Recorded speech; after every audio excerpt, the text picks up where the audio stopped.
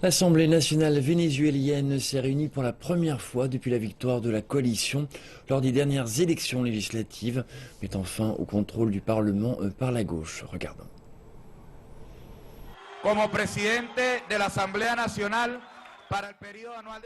C'est la première fois en 17 ans que l'opposition arrive à prendre le pouvoir au Parlement du Venezuela.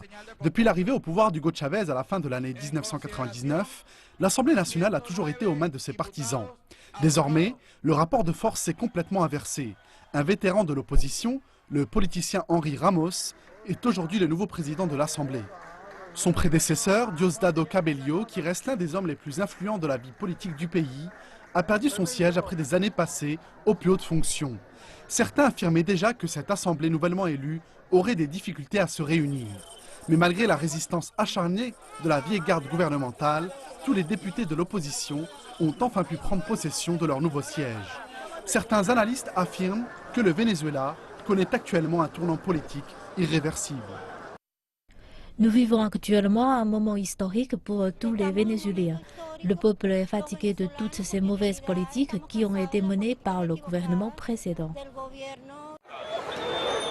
Mais les partisans du gouvernement actuel rappellent que le contrôle du Parlement ne signifie pas encore que le pays est totalement sous contrôle.